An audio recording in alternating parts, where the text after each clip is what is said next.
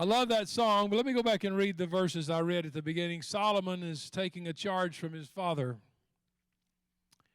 David said, I'm about to go the way of all the earth. In other words, I'm about to die. So he said to Solomon, be strong and show yourself a man. Show yourself a man. Manhood has taken a beating in this country in the last number of years. It has been put down. It has been ridiculed. It has been accused of being bigots, homophobic, racist, and every adjective and descriptive word you can put on it except being what God made us to be, and that is men. Manhood is not a sin. It's not a sin to be strong. It's not a sin to get dirty. It's not a sin to work hard. It's not a sin to take a stand on issues. It is not a sin to be an example for others when they don't agree with you. It's not a sin to be a person who can be respected for what he stands for rather than a person who flip-flops every time the trends change in the world. It's not easy to be a man, and David knew that. God didn't say be a woman.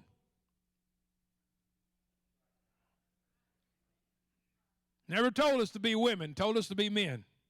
You can turn those lights back on because they're flickering or something. Just bring everything back up. There we go. No, he told us to be men. He didn't tell us to be children. There's some men that want to act like kids. They refuse to grow up. I know some 30-year-old boys. I'll say that again. I know some 30-year-old boys. They still act like they're 14. They don't know how to do anything but run a computer. I'm not saying it's a bad thing to learn technology because we'd be short without it in this building today, but there's more to life than a keyboard and a screen. God said to grow up. I'm going to speak to the men and the young men in this room today. You see, when he said not to be children, you say, well, I don't know that's in the Bible. I guarantee it's in the Bible. It's in 1 Corinthians chapter 13. Do you ever read it? Oh, that's the love chapter. Well, hidden down in the middle of that chapter is a verse. Paul said, when I was a child, I spoke like a child. I thought like a child. I acted like a child. But when I became a man, I put away childish things. I quit acting like a kid. I quit talking like a kid. I quit trying to think like a child. Come on, somebody, stay with me. Paul said, I grew up. It's time to grow up. It's time for us all to grow up. Peter said, I'd like to be feeding you some real strong meat from the Word of God, but you refuse to grow up. You want to be babied and pampered and coddled and nurtured. And how long do you nurture somebody? There comes a time when we have to become the nurturer.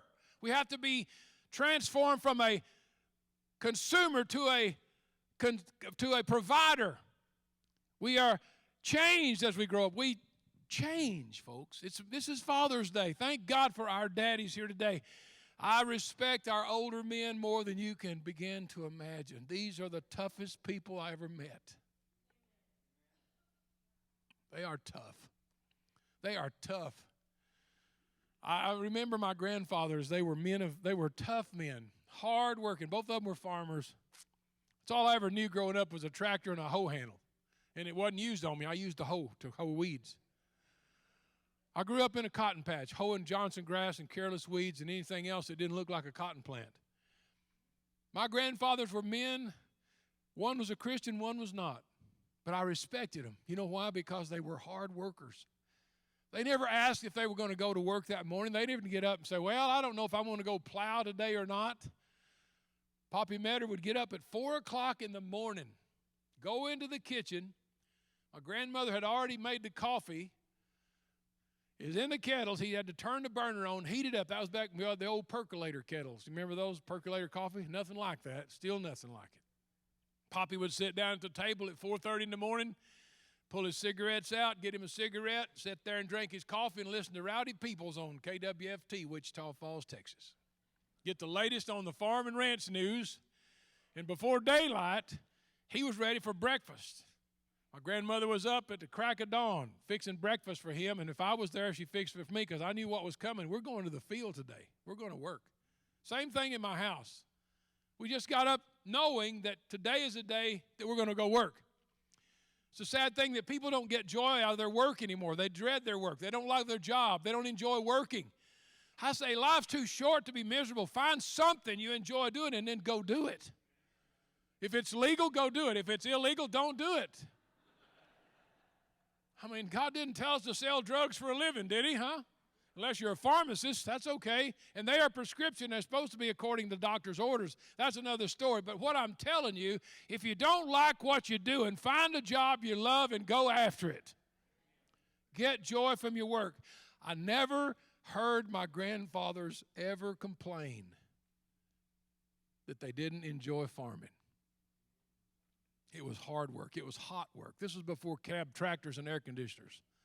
This is when we had the old parasol deals on top of the tractor that flopped every time you run over a plow bed, you know, and you hope that they stayed together for the season. You hope the wind didn't get up too high because that thing would turn wrong side out and it'd flip up. And it'd be like the craziest thing going down the road. Look like a buttercup running down the road with a yellow thing upside down. This was in the days when people would come in from the field and they'd be so dirty you couldn't hardly see anything but the white of their eyes, because when the wind's not blowing, you're plowing the field and the dust is just boiling up around that old tractor, it just settles on you and it just covers your whole skin. And you look like you've come from Mexico or someplace like that. I mean, honest to goodness, you look like a Spanish person because you're just brown. The whole idea I'm getting to this morning is I respect men. I respect men who work hard, regardless of what their job is, whether they're a computer technician, whether they're a truck driver, whether they're a builder, whatever occupation they do. I respect men who enjoy doing their job. And guys, I'm here to tell you, I respect you, because the men that I know in this church, without a doubt, love your work. And I appreciate that. So here's what Paul said to Titus, in writing to Titus in chapter 2, verse 1. You must teach what is in accordance with sound doctrine. Teach the older men to be temperate, worthy of respect, self-controlled, sound in their faith, sound in their love, sound in their endurance. And similarly, verse 6 says, encourage or urge the younger men to be self-controlled. Same word.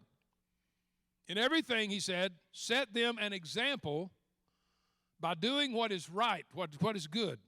In your teaching, show integrity, seriousness, and soundness of speech that cannot be condemned, so that those who oppose you may be ashamed because they have nothing bad to say about you. Somebody said, what do you want people to remember you for? I would say that one of the greatest things that anybody could ever be remembered for is they don't have any rocks to throw at me when I'm dead. He lived a good life. He was an honest person. He was a man of integrity. He was a man who had character. Has nothing to do with what you own or what you've accomplished. It has to do with who you are. When it's all said and done and all goes back in the box and we put it in the ground, the things you're going to remember about your fathers, your grandfathers, and your husbands and your loved ones in your life that are men is what kind of man was he? What kind of man was he? Brad Walker put these words in the song Old Toolbox. And man, when he started singing this the other day, I had to fight back the tears. Because my daddy has a toolbox like that. It's an old Craftsman. I remember when he bought it, way back when I was a kid. He bought this big old gray Craftsman toolbox. I thought the thing was gigantic. It was only 3 drawers and a top on it, but I thought it was huge. And I remember Dad was so proud of that toolbox. He had all kinds of end wrenches and combination wrenches in the top, and then down in the different drawer, he had all kinds of screwdrivers. In the bottom of the drawer, he had all these socket sets. I mean, he had everything was where it was supposed to be. How many of you know that that's the way things are supposed to be, huh? I hate looking for a tool that's not where it ought to be. I just like it where it ought to be, and that way you don't have to go hunt it every time. And if you always put it back, it's there. That's another story. Don't go there. But Dad had a toolbox like that. I remember growing up, and I watched him, and I learned how to mechanic on cars. You can't really work on a lot of stuff anymore because it's all computerized, but you can still change brake shoes. I mean, you can still put on spark plugs. I mean, you can do stuff like that, repair hoses and things. And I remember Dad, we'd tear into a car, and he'd just have that thing scattered all over the shop. And he'd have heads over here and this there, and we're going to have these heads milled and put back on this engine and all that stuff. And we'd put journals in and change out the bearings and the pistons and all that stuff. And I remember he'd torque them to a certain thing, and I watched him, and I learned what it meant to build something by watching him tear it apart and put it back together. I'll never be able to thank my dad enough for teaching me how to work with my hands. We'd go to the field to plow. I started plowing when I was 10 years old, driving a little Ford 501 Ford tractor, 2-row cultivator on it with the wheels in the front, no power steering. The power steering took care of it. When you hit the lister beds at the end, you didn't have to do anything but just turn loose the wheel and hope you didn't get your thumb broke. Because when you hit one of them dudes, it was going in circles quickly, and you just hold on to dear life. That's the way I grew up. I used to know how, when I was a kid, I learned how to rig up a cultivator. I learned how to put a planter on. I learned how to do things. And as I look back over my youth, and I realized that's all I knew till I was 18 years old, was work on a farm and a ranch. Rode horses, worked cattle, but mostly it was farming. And I remember the fact that my dad taught me how to plant cotton and cover to certain depths. I remember planting. He'd say, son, now get off every little bit. Don't let your planter down unless you're going forward, because you'll stop up the downspout and you'll have to dig it out because you won't plant a thing if you got mud in there. And I learned all that. And you're moving when you let your wheels, when you let your plow down. It's still that way, I guess. I don't know. But the whole point, he gave me those instructions that were vital to knowing how to do things the right way. If you were so fortunate to have a daddy that taught you something, you're a blessed man today. You're a gifted man. If he taught you how to build something, if he taught you how to approach life, if he taught you how to live, if he taught you how to act.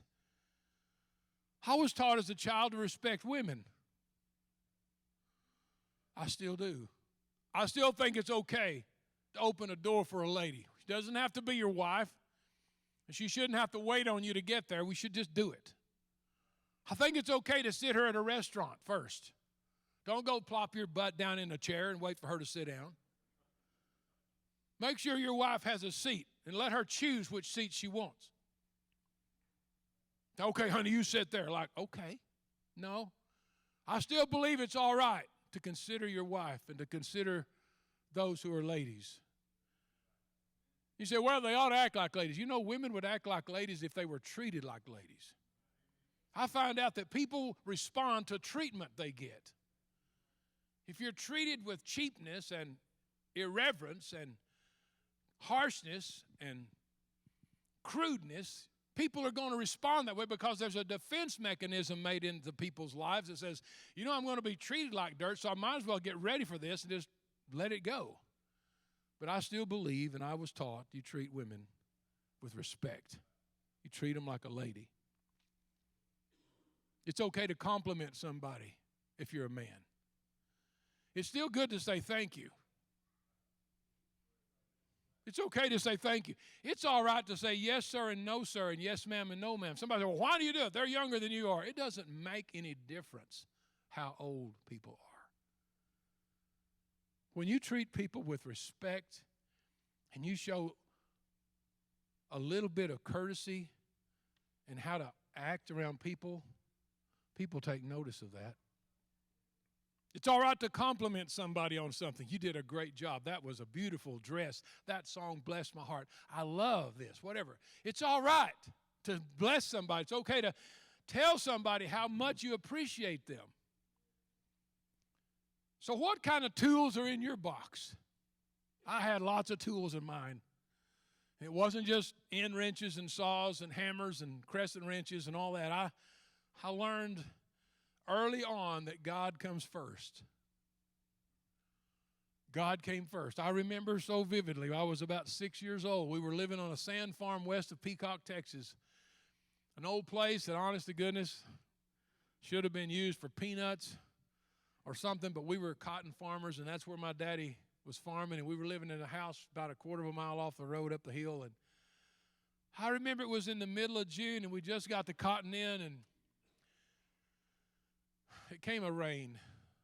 The cotton was up about 2 or 3 inches high, had 2 leaves on it, and that's the most delicate time for a cotton plant. You get it up this high, and the root goes down about this deep. So the root's twice as tall as a cotton stalk. So you got to know that's why cotton can survive in the dead heat of summer. It's got a taproot on it that's unbelievable. The cotton was about this high. We got a little old rainstorm that kind of blew in and crusted over that old sand field, and I'll never forget, it was on a Saturday night. I never forgot this story. Sand was blowing that morning we got up. Daddy said, "Oh my goodness, we may lose this crop." Now it would have been easy to say the ox is in the ditch. But Daddy got his clothes on and we went to church that morning. And we went to church that night. He didn't hit a lick that afternoon. He stayed in the house or whatever. I forget where we did. But I remember the next day, there was some cotton that was gone because they had burned it up. Sand rolls down those furs and it just cooks it. Just nothing sticking up but it looked like a toothpick. But the cotton that was left, he farmed. And he always gave God the first part of it, no matter what it was, no matter how much it made. We lived on borrowed money most of my life as a boy. Some of y'all know what that's like if you're in agriculture. It's just really tough to get far enough ahead. You don't have to borrow money now and then to make a crop or something like that. But I'll never forget, Dad always paid his tithe when we were growing up. And I thought, where did he get his money? He borrowed that from the bank. He paid tithe on borrowed money until the crop came in, and he'd balance it all out and see what it cost to make it and all that. And it all worked out. And so when I was about 10 or 11 years old, Dad gave us, my brother and I, he gave us a little 4 or 5 acre piece of ground across the road from our place. We were farming another outfit. He said, "All right, boys, that's going to be y'all's crop this year." Okay, hallelujah, Dad, that's awesome. That was my pay for the whole year. Yeah, really. And so when we came time to harvest it, I think we made like 3 bales, 2 or 3 bales off of that 5 acres. Wasn't that great? But it was dry land farming. You have to understand. First thing Dad told me, "Now, boys, when you get your check for your cotton, we're going to pay our tithes to the Lord." I don't remember what that brought. I think 30 cents a pound. Wasn't there a lot in those days? That little bale of cotton, I think I end up with about, $500 total out of it maybe. I'm not sure. But when we got our check, we took the cash money and we took it to the church and I gave it in the offering. I never even thought anything about it. I thought, that's God's money. It's not my money. I was taught that you don't rob from God. You don't take what's not yours. That belongs to Him. And I've found in my life that the more I trust God, the more God blesses me. It's easy for us to put a pencil to everything and say, "Well, I borrowed this money and I owe for this and da-da-da." But I figured it out. God, if you want anything I've got, you could take it in a heartbeat. In one day, you could have it all. Whether I wanted you to have it or not, you can have it all. So I learned a long, long time ago, and I've practiced that. I may owe for something, but if I sell something, I'm going to pay tithes on that because if it wasn't for God, I wouldn't have had it to sell in the first place. Secondly, if I can trust God with this, why won't God be my partner and help me with what's left? I was taught to honor God with my giving. There's a lot of things in life that we seem to just don't talk about. But most of those things we learn in life, we learn when we're younger at the tutelage of a man that we call Daddy. Thank God for all the mothers in this church who are spiritual leaders and love of God with all your heart. But I got to tell you something. This is the God's truth. If you want to take your son down the journey of life, you need a man in front of him. You really need a man in front of him because boys are looking for men. And one of the greatest problems in our world today, and in America especially, is the absence of godly men in our homes. Our fathers are AOL. They're absent without leave. They're absent from their families. They're absent from instructing and exempling their children. Notice what Paul said to Titus. He said, look, make sure your words are full of sound doctrine. Teach your kids what is right. Don't teach them what's popular. Don't teach them the easy road. Teach them the right road. Teach them the right road. And when you teach your kids the right things, whether they do it or not, you don't have to back up and say, boy, I wish I had done that different. Wish I woulda, coulda. No, just get it right and keep going. We all make mistakes. Every daddy in this room has made terrible mistakes. I'm not talking about moral issues. I'm not talking about stealing from a bank. I'm not talking about a lot of other things that are grosser than what I'm talking about. I'm talking about we've all made mistakes raising our boys and girls. We've all made mistakes. We've all had bad days. We didn't set a good example. We've all said some things we wish we could take back. We've all whipped our kids harder than they should have been whipped because we were mad in the first place. Learned that lesson a long time ago. Learned it a long time ago. I took Scott to a cleaning one day because he embarrassed me because he'd done some things at this church that I was angry about. And I beat his rear off with a belt. And God smote me. He said, you had no right to whip your son like that. You were mad in the first place. It wasn't about him. It was about your pride. And I went to that boy later and I said, I'm so sorry I whipped you. I will never whip you that way again. I didn't say I didn't whip him again. I just said I will never whip you the way I whipped you again because I sinned against him. We've all made mistakes we wish we could take back. We've all made some errors along the way. But I can tell you this, our kids are willing and they're more than ready to forgive us if you'll get up and try again.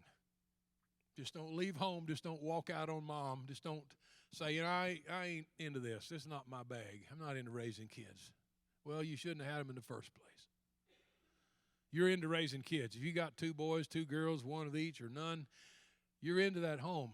Stay with it, man, because that's where God placed you. He said, make sure your teaching is right and be sober-minded. You say, well, what does that mean? What does it mean to be sober? Don't get drunk? No. It means to be temperate. It means to know when enough is enough. Enough of anything is enough. You know you can get too much fellowship. How many of you wish people sometime would go home? Just wish they'd stop by and say hello and stay a while and then go home. You don't have to stay for 3 days. Like one family in our church, one time this family came over to see them, and it was about 11:30, and they were sitting there, and they were so sleepy they couldn't hardly hold their head. This other couple just sitting there like, it's 8:30, it's 11:30. And finally he got up and he said, well, y'all listen, I'm going to go to bed. When y'all leave, just turn the light out and lock the door.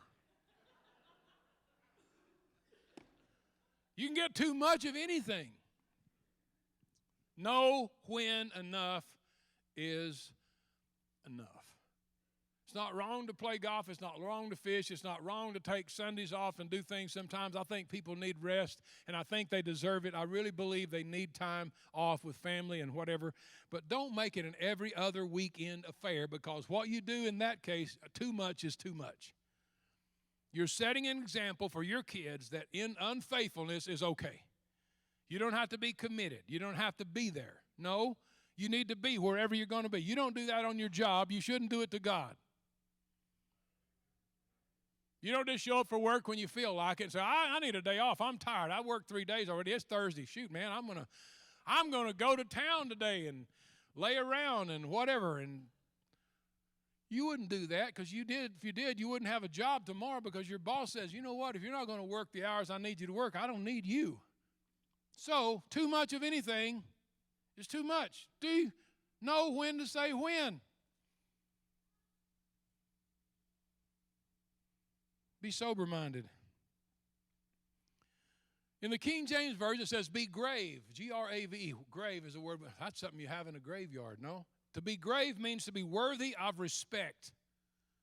Someone that is worthy of respect. You know, respect is not something you demand. It's something you earn.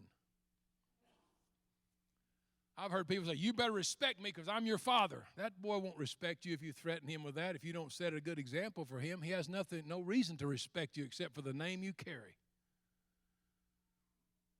Respect is something you earn from that which is given to you by that person. You earn respect by the job you do for somebody. And that way, somebody else will say, hey, you know anybody that can build a house? And you say, yeah, I know so-and-so. He did me a great job, and this guy can do it right. He's going to call you. You know why? Because you've earned the respect of your customer to recommend you to somebody else. Respect is something that we all want, but it's something we all don't deserve because we don't live up to it. We don't live a life worthy of respect. Then he says, be temperate or self-controlled. In other words, same thing. He says, be sound in your faith, in your love, and in your patience. And let me just say something. The word sound here means to be in good health. Means not to be sick. Don't have a sick faith. Don't have a sick love. Don't have a sick self-control or patience. Free from anxiety or error. Free from being wondered if this is good or not. So when you're sound, people say, well, that's a good, I had to use a walking cane for a while. I haven't got it this morning because I feel really good. I'm not in the public out there, so nobody's going to run over me, and we're not going to try to get out of here before, you're not going to chase me down. So I'm kind of back away. But I had to use a walking stick this week and I have one. It belonged to my great-grandfather. It's probably 100 years old.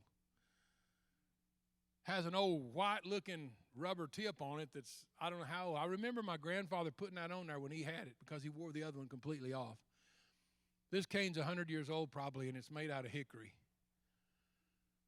And when you look at that cane and you put weight on it, that baby will not budge any. It is like a rod at your side. That's what I would call a sound walking cane. It's not one of those little flimsy ones got the wiggle things on the end. This is a one job does it all. When you put it on the ground, you know that's where it's at. To be sound in your faith means to have a solid belief system. If you want to be a man of character, if you want to be a man that's going to show your sons how to live, make sure your faith is intact with God and it's healthy. You don't have to tell your kids if your faith isn't healthy. They're smart enough. They figure it out. There's some things you don't have to tell people. They figure it out. They're smart. They know whether we're healthy or spiritually or not. They know whether our words add up or the balances are level. What we claim and what we live is two different things, and make sure they're on the same plane. That's for men. Make sure you're sound in your faith. Make sure you're sound in your love. You know, you see people that are so loving one day, and the next day they're talking like to somebody in their family like they belong to some tribe of people in some other world they never heard of. Sound in your love means to have a healthy love relationship with those around you. And this is the love of God that comes out in your heart. It's not an emotional, it's not a psychological thing. It's a spiritual matter. You can love people that don't love you. You can love people that are hateful. You can love people that are lost. You can love people that don't agree with you. You say, well, I don't like them. I didn't say that. You need to put Jesus' face on people that don't agree with you. As hard as that may seem to be. You need to put Jesus' face on people of other beliefs, people of other persuasions, people of other political views, people of this and that. All of those people have a soul, and they're important to God. Every last one of them. They may be right, they may be wrong, but God says you need to love them because Jesus said, God demonstrated his love for us in that while we were yet sinners, Christ died for us. How will we ever know how to show God's love if we don't find somebody that don't deserve it and give it to them? That's the only way you can really prove it works. If you love somebody that doesn't deserve it. And who does? Nobody. Be sound in your patience. Let me say this and I'll wrap her up pretty quick. Patience is a word that we don't really know how to bear with. We think it just means to sit there and gnaw on your fingernails and chew your tongue while somebody sits through a red light in front of you on their cell phone. Patience is when you told somebody third time how to do something and they still don't get it, and they look at it like a deer looking in headlights. Patience is when you tell somebody to go to your room, bring your red shirt here, and we're going to iron it. And they go to their room and they bring back a toy. And you said, "Where's your shirt?" "What shirt?" "Son, I told you to go to your room, get your shirt, and bring it to me. I'm going to iron it for you." "Oh." So they go back to their room, and this time they bring out a yellow shirt. "Son, what color is that?" "Yellow." "What color did I tell you to get?" "I don't know." And it's at this moment you want to say, "This is not my child. Where did he come from? Who sired this boy? He's yours. Go look in the mirror." And if you ask your mother, you did the same thing. You couldn't say, "Sick him from come here." And that child is trying his best, but he just don't get it. Patience is when you have worked your heart out to build something for somebody, and you take it to them, and you're so happy with the way it turned out, and they come back with you with a scowl on their face, and they say, "That's 3 inches too long. But you told me you wanted it 74 inches. "Yeah, but I measured, and the place is only 69. So you're going to have to cut it off. You're going to have to rebuild." And you think, I've already spent a week's work on this piece of furniture, and you told me what you wanted. Now you want me to undo everything I've done and come back and do it over again at my expense. Yeah, it happens all the time. Believe me, ask a carpenter, they'll tell you. Patience. You say, "Well, boy, that's hard to deal with. You just like this." Well, you get it. You do it yourself. That's what the world would say. That's what a lot of people would say. But the word patience here means to remain under control during trial and extreme pressure because it honors God. To remain under control when you'd like to blow your stack. When you'd like to say, as Popeye used to say, "That's all I can stand because I can't stand no more." And he'd pop that spinach can and just whip Brutus all over the place. That's what we'd like to do. Popeye was not good in patience. I'm not saying you shouldn't take a stand and you shouldn't stand up for your rights, because you should, but the point I'm making is this. There are times when nothing is going to go your way, and you're going to either gripe, you're going to either complain, you're going to either get mad, you're either going to grumble, you're either going to whatever it is, but you can say, "You know what? The Lord gives and the Lord takes away. Blessed be the name of the Lord. Thank God that I'm here, I'm alive, and I can breathe. Praise the Lord, He's with me." Come on, somebody. Patience. The word is a Greek word called hupomone. I know you don't remember that. You don't expect you to, but it's a tremendous word, and it means an under-rower. An under-rower. It was taken from the ancients during the Greek times when the ships that they sailed across the Mediterranean Sea did not have engines. They had sails. But on the lower deck, right above water level, there were doors, little hatches that would come open. And in each hatch was a chair inside the boat, maybe 30 on each side. And under the second deck, down where there is no light, where there is very little ventilation, these men would man the oars and stick those oars out into the water because there's no wind to get us where we're going. And the rowmaster would say, "Pull," and they would pull. And he would say, "Pull," and they would pull again. And they would row that ship. And they would not leave their posts. And they would continue for hours to pull the oar, because the rowmaster would give the command, and they would keep rowing. And this is the example that the Apostle Paul gives us in hupomone. It means to stay at your place and keep rowing. Don't quit. Don't give up. Don't complain. Just keep rowing, because sooner or later the wind's going to blow. Sooner or later, we're going to get through this stillness, and you can have a rest then. But when you're under pressure, you keep on rowing, church. Be strong in your endurance. Let us endure. We have too many people today that cash in for everything. They want out the first sign of adversity, the first sign of problems. I'm out of here. I'm going to move. I'm getting a new job. I'm doing this. I'm changing schools. I'm changing majors. I'm doing this. Come on. Here's for all of you guys. You got to learn how to keep rowing.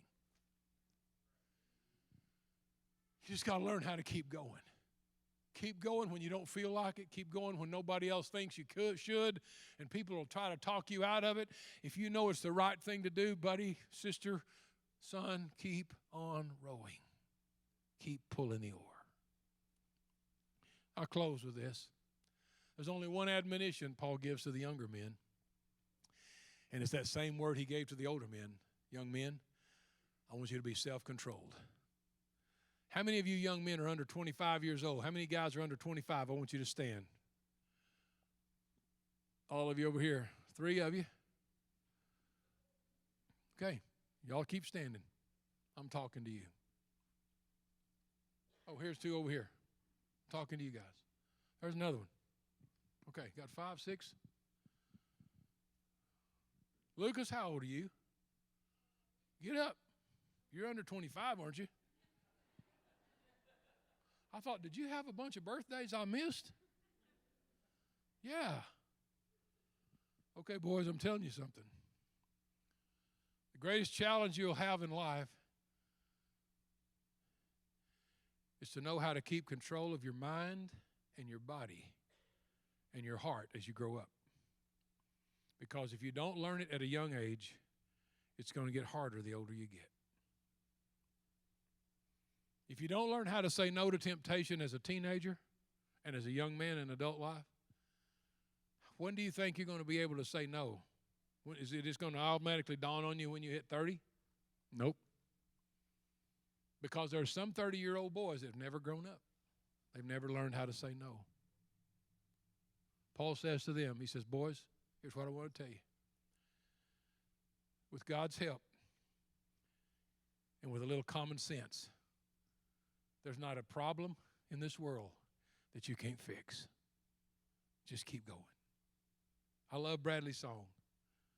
Son, take care of your tools, and they'll take good care of you. With sweat and blood and common sense, there's not no job too hard or big. With some help, with the right tools and help from God above, there's not a problem in this world you can't fix. Get control of your life, boys. Get control of your thoughts. Don't let it be wishy-washy around the world, because one of these days you'll all be fathers. Jesus tarries, you'll all be daddies someday. Take instruction from those that are older than you. Listen to them. Pay attention. Honor your fathers, because one day you'll want your son to honor you. Would you all stand, please, at this time? What's in your toolbox? I got a lot in my toolbox. And all those tools I have were given to me by somebody when I was in my middle 20s. Jan and I were pastoring our first church, second church. I don't know what happened to my guitar, but it quit working one day, and I forget now what was going on. We weren't making any money. Didn't have enough money to buy another one. My dad had a Southern Jumbo Gibson guitar he bought in 1964. Sunburst front on it. He brought it over one Saturday.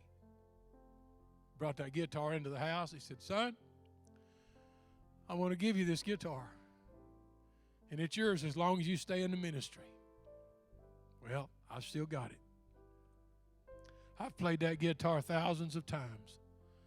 It's very seldom that I ever pick it up that I don't think where it came from. It was one of the tools my daddy gave me to use for the Lord. You've got tools today. Some of you have other kinds of tools that your fathers have given you. Respect them for that. They might not have known how to give you some stuff, because sometimes we don't know what to do. But just listen. I think your daddy did the best job he could do with what he had to work with. So don't throw rocks at him. Don't accuse him of being a bad father, even though he might not have been the greatest father. It's like another song I heard Bradley sing about this girl's daddy that died, who was an alcoholic. And the storyline is, when she stood at his grave and put that one rose on his tombstone, she forgot about all those bad things he ever did. And in her memories of her daddy was that he could walk on water in her mind, though he never could it in real life. Hold on to your good memories. Hold on to the good things. And don't stew over the bad stuff, because it'll kill you. It'll just bitter your heart. It'll bind you. It'll cause you to be like that. Let go of the stuff that you don't want to be. And ask God to help you know what to be. And you'll be all right. I know this is a different kind of message, but it's what was on my heart. Because daddies are getting a pretty rough blow today. Men are getting a bad name just for being a man. Don't bow your head when you're a man. Walk through that crowd with your head up. Not as cocky and proud, but as thank God what he built you and made you. You have nothing to be ashamed of. You're made in the image of God. Best I remember, Jesus was God's son. He's proud of him. I think he can be proud of you. Would you all just take a moment with me and let's just thank God for the tools that we've been given by those who went before us. God's given you something from your dad, from your loved one, somebody. Let's thank God for the goodness of God, shall we? Would you be thankful with me this morning? Father God,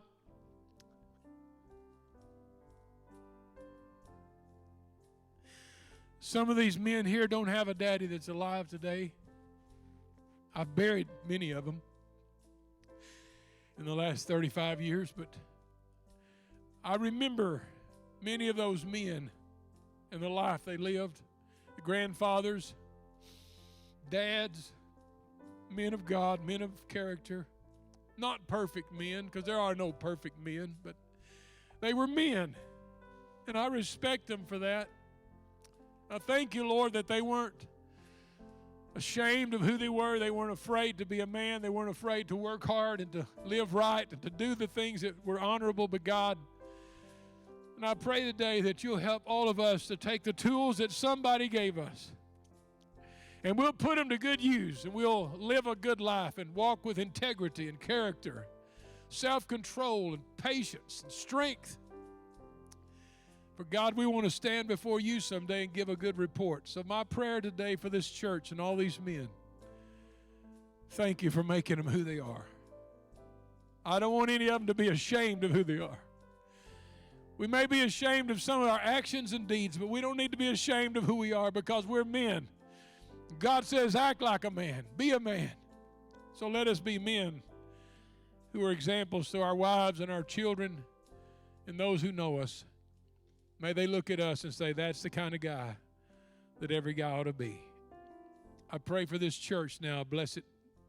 Bless our people. And I pray a special blessing now over our men. Father, may you bless these men and keep them. May your face shine upon them and be gracious and merciful to them. May you turn your face toward them with your attention and bring them peace. And may they be men who will call upon the Lord and know that their prayers are heard in heaven. For these things we thank you, and we give blessing in Jesus' name. Amen. God bless you. Thank you.